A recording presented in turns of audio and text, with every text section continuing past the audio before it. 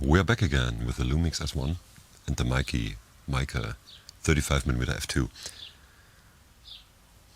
I'm satisfied with this lens so far. I think the video, when I was in focus, finally, looked alright. It looked good. I tweaked some settings of the Lumix. I turned off the eye detect autofocus, for example, and I set the speed and quick autofocus and so on, and I used the one field autofocus only with human detection. So in theory, it should work. Now let's have a short talk about this lens. This lens has 11 elements in 9 groups. 1.22 in the ratio of elements to groups. It has 2 ED glass in it, 2 ED glasses. But it has a very high refractive glass and a high refractive glass also. It has a lot of glass in it, and since it has ED glass in it, it should not be good. It should not look poppy, it should not look true to life. And I'm not quite sure. Maybe it is the case that the high refractive elements in this lens be a counterpart to the ED glass. It could be the case, but then they could just leave them all out, right? For a lens of that price. It's not needed. Other than that, the build quality is good. It's plasticky, of course, for the price of 180 euros, what you cannot expect much, at least with autofocus. The TT Artisan lenses are of metal with no autofocus, and I think the elements in these lenses are not as good as these. These are better. It's a premium level, of course, and it's not Zeiss, but still okay. It's pretty lightweight, and it's not a pain to carry around. Mounted on the S1, the camera does not look like an abomination, so it fits. It fits pretty good, and it looks alright. Let's give the lens the chance to give us some poppy situations and see what we will get with this lens. While setting the camera up to a different spot, I noticed something. I tried to focus the lens, the Meike, and there was no acoustic feedback. So I checked again. I checked continuous and single autofocus. Nothing did happen. It just did not focus at all. But it's not the Lumix fault, I think. The camera, well, it got me and it got the object that I wanted to focus on. It made its orange frame around it, but the lens didn't react at all. So I demounted and mounted the lens back. Then it worked. So right now it should work. The light is pretty harsh today, so it should look pretty not good, at least regarding lighting conditions. It's not ideal. But even in situations that are not ideal, we have to have at least a bit of usability. You cannot always shoot on the late afternoon or the early morning to get the best lighting conditions possible. This is something that, despite of all the flies inside of my house, that's keeping me from getting a nap. Because you know, right? You lay down to get a nap, and these flies, first you hear them, and then you know, okay, it's over soon, and then they touch you, that's all. And you wake up from that. At least I do, so I cannot have a nap. And this is something that, and in addition to the harsh light conditions in summer, that I do not like about it. I like high temperatures, I like hot weather, hot and dry air.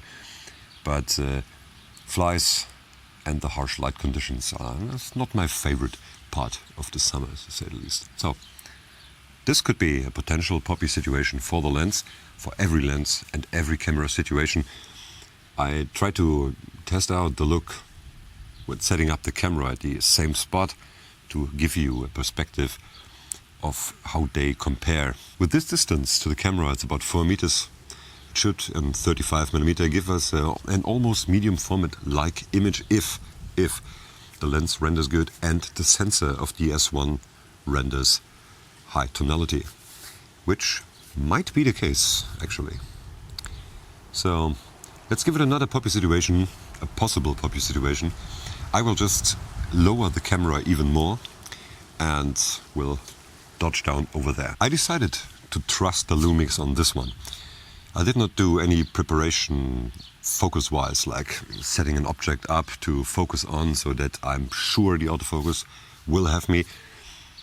If I if I have to go to trouble like that, I would not need a camera with autofocus in the first place. When I use manual lenses, then I set up my focus like that. Well, not always, but there's a piece of metal that I use. It's laying around in my little bit too high-grown grass. But this could be another popular situation for this lens and camera.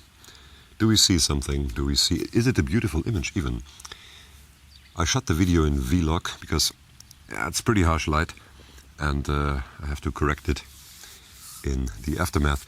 Or you could potentially let the camera do its work by putting it into an auto mode.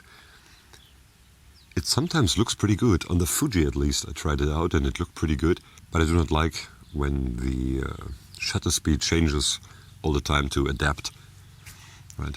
We will give it one last situation where we could potentially see some 3D pop.